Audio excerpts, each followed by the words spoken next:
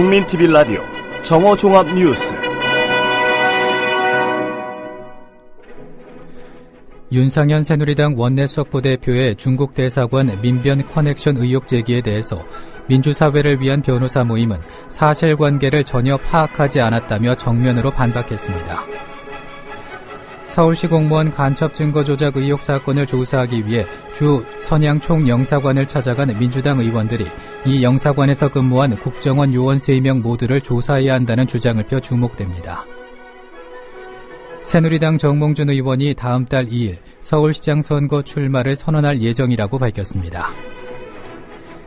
여의도 순복음교회 교회 바로 세우기 장로 기도 모임이 조용기 목사와 불륜 관계를 맺은 의혹의 당사자로 지목된 파리의 나비 부인 저자 정귀성 씨의 육성이 담긴 음성 파일을 공개했습니다. 이상은 이 시간 주요 뉴스입니다.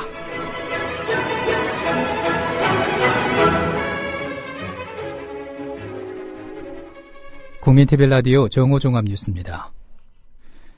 윤상현 새누리당 원내수석부대표의 중국 대사관 민변 커넥션 의혹 제기에 대해서 민주사회를 위한 변호사 모임은 사실관계를 전혀 파악하지 않았다며 정면으로 반박했습니다.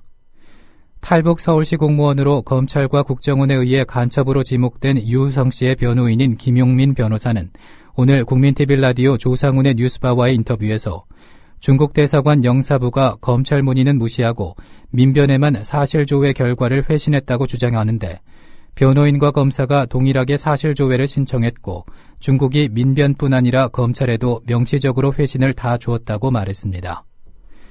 정식 공문이 재판부에 전달되기 전에 변호인 측에 먼저 전달됐다는 윤상현 부대표 주장에 대해서도 김용민 변호사는 사실조회 회신에 대한 독촉 요청을 하는 과정에서 문의를 했더니 변호인에게만 줄 수는 없고 검찰과 변호인 동시에 팩스번호로 보내주겠다고 얘기가 돼서 저희가 팩스번호를 받은 것이라며 검찰 국정원에도 변호인과 동시에 팩스본이 간 걸로 알고 있다.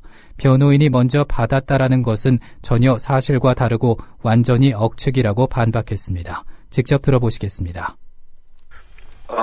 지금 보면은 변호인이 제출한 삼합변방 검사창의 정황설명서라 독촉을 하는데 경우에 따라서는 변호인도 독촉 요청을 하기도 합니다. 마찬가지로 검찰도 독촉 요청을 당연히 할 수 있고요. 뭐 했는지는 모르겠지만 할 수 있습니다. 어쨌든 간 변호인도 이제 사실조회 회신에 대한 독촉 요청을 하는 과정에서 본국에서 사실조회가 왔다라는 이제 얘기를 듣게 됐습니다.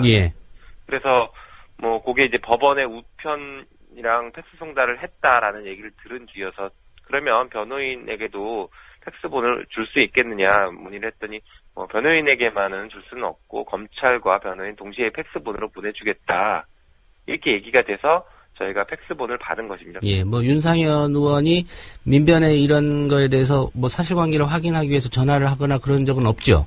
네, 전혀 없죠. 아울러 민변과 정보협조 커넥션 인물로 지목한 주한 중국 대사관 관계자가 김일성대를 졸업한 친북 성향 인사라는 주장에 대해선 김 변호사는 알지 못하는 일이고 알 수도 없는 일이라고 말했습니다. 이어 김용민 변호사는 만약 맞다고 하더라도 국회의원이 그런 사실을 어떻게 알게 됐는지 굉장히 의구심이 간다고 윤상현 부대표에게 역으로 의혹을 제기했습니다. 서울시 공무원 간첩 증거 조작 의혹 사건을 조사하기 위해 주 선양 총영사관을 찾아간 민주당 의원들이 이 영사관에서 근무한 국정원 요원 3명 모두를 조사해야 한다는 주장을 펴 주목됩니다. 민주당 진상조사단 일원으로 중국 선양을 방문 중인 홍익표 민주당 의원은 SBS 라디오와의 인터뷰에서 이인철 영사는 물론 이인철 영사의 전임자인 신모 영사 그리고 보름 전에 한국으로 귀국한 이모 부총영사 3사람이 모두 동일한 기관에 소속돼 있는 것으로 알고 있는데 이 3사람에 대한 조사를 다 해야 한다고 주장했습니다. 들어보시겠습니다. 지금 조작 기조를 확인할 수 있는 위치가 있지 않다고 생각을 합니다. 국정원이요.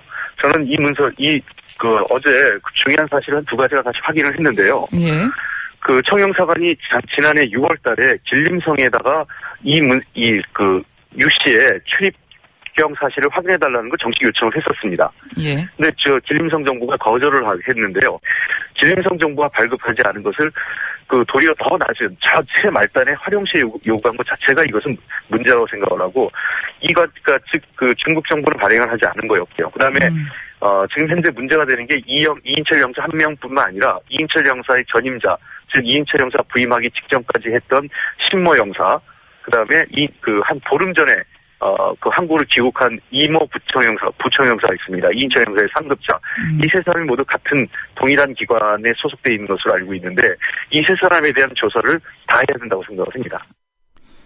단장인 심재건 의원과 정청래 홍익표 의원은 오늘 낮부터 선양 총영사관에서 조백상 총영사와 공관 관계자들을 상대로 조작 의혹이 제기된 문서 입수 경위를 따졌지만 문서 수발대장과 사서 인증 촉탁대장 등 주요 문건을 열람하지 못했습니다. 심의원은 4시간 정도 진행된 조사를 마친 뒤 어제 외교부에서 선양 현지 조사를 앞두고 재외공관 공중문서대장 열람을 약속했지만 정작 현장에서는 열람을 거부당했다면서 이는 외교부가 진상조사단을 철저히 우롱한 것이라고 주장했습니다. 한편 국정원 소속 이모 영사가 의원들과 대면했지만 구체적인 질문들에 대한 답변을 일체 거부한 것으로 알려졌습니다.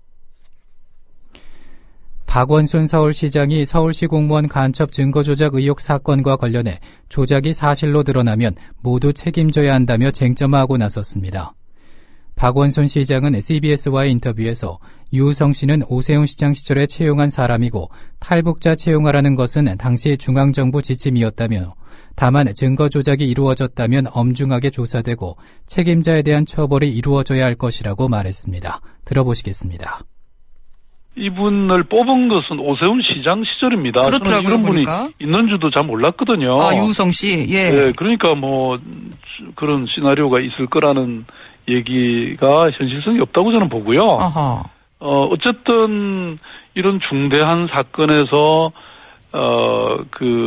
증거 조작이 됐다고 하면 예?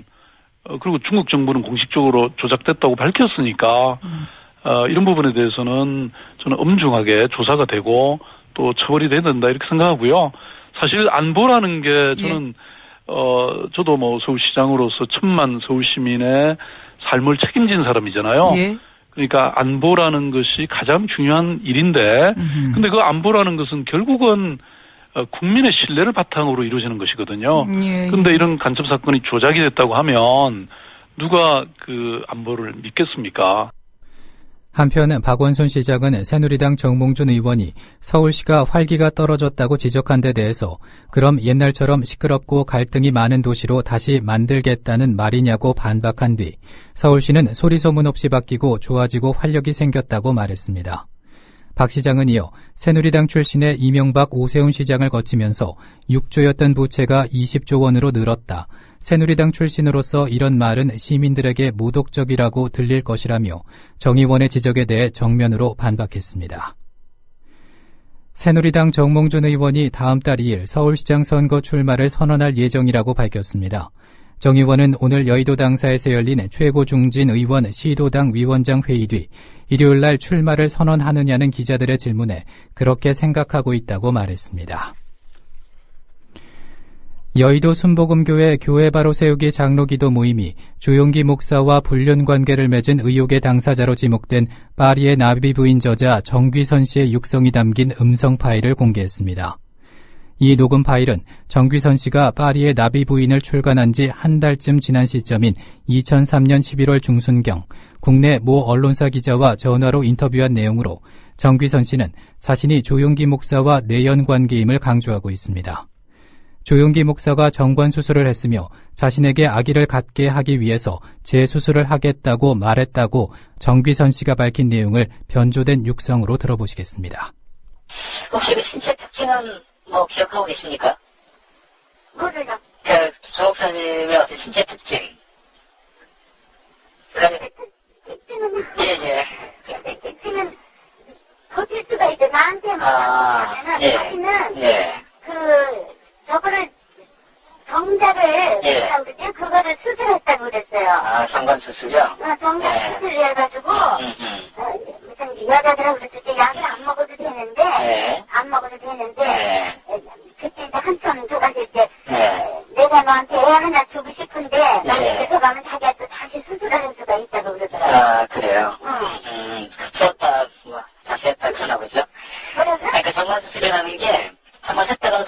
하고 뭐 그런 식으로 가능한가 봐요.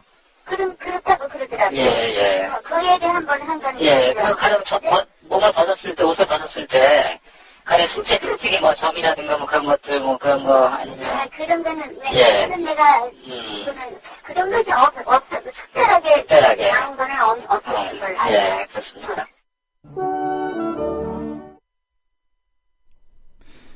새누리당 서울시당 위원장인 김성태 의원은 서울 일부 지역위원장 임명과 관련해 특정인의 사익을 위한 밀실 인사라며 임명 철회를 거듭 촉구했습니다. 김성태 의원은 오늘 최고중진 의원과 시도당 위원장 연석회의에서 서울 노원을과 구로갑, 동작갑 지역의 조직위원장 임명에 대해서 지역에 연고나 활동도 없는 인사들을 재력이 뒷받침된다는 이유로 특정당 권력인의 사적인 연유로 임명했다며 다음 달이면 한나라당 천막당사가 10주년을 맞이하는데 천막당사의 초심을 잊은 채 당권의 향배와 각자의 정치적 이해만을 추구하는 것은 아닌지 깊은 회의와 절망이 든다고 비판했습니다. 직접 들어보시겠습니다. 한로 사고당협 정비가 더 이상 사무총장의 독단과 전행으로 결정되는 것이 아닌 새누리당 전국위원회에서 의결된 상향식 공천에 당헌당규 개정 정신에 입각한 조직책 인선이 이루어질 수 있도록 황우여 대표 최고위원께서 직접 결단을 내려주시길 촉구합니다. 정치적 이익과 진로를 위한 사당한 오rob은 결국 박근혜 정부에 누를 끼치는 맹독이 될 수 있음을 올바로 깨닫고 당 지도부가 뼈를 깎는 노력과 반성으로 국민의 신뢰를 회복했던 천막당사 시절의 초심으로 돌아가서 새누리당의 중단 없는 계획과 핵심에 앞장서 줄 것을 다시 한번 간곡히 당부드립니다. 기초선거 정당 공천을 하지 않기로 했던 안철수 무소속 의원의 새정치연합 창당준비위원회가 기초의회 비례의원에 대해서는 공천을 하기로 결정했습니다. 뉴스원과 인터뷰한 복수의 새정치연합 관계자는 광역 기초의회 비례의원에 대한 공천 취지가 여성과 장애인 등 사회적 약자와 전문성이 있는 인사들의 지방의회 진출을 위한 것인 만큼 새정치연합은 비례대표 광역 기초의원에 대한 공천을 진행한다는 방침입니다. 수도권 전역에 사흘째 초미세먼지주의보가 이어지는 가운데 오늘도 중부지방은 미세먼지 농도가 나쁨 수준을 보이고 있습니다. 오늘 오전 7시 30분 기준으로 미세먼지 농도는 서울이 세제곱미터당 144 마이크로그램, 수원 148 마이크로그램으로 평소보다 서너 배 정도 높게 나타나고 있습니다. 국립환경과학원은 호흡기 환자나 노약자 등은 가급적 실외 활동을 자제하고 외출할 경우에는 황사방지용 마스크를 착용해달라고 당부했습니다. 기상청은 이번 미세먼지가 오늘 남부지방에 낮부터 비가 내리면서 점차 사라질 것으로 내다봤습니다. 이어서 날씨입니다. 오늘 중부지방은 구름 많은 가운데 먼지 안개가 남아있는 곳이 있겠고 남부지방은 차츰 비가 내리겠습니다.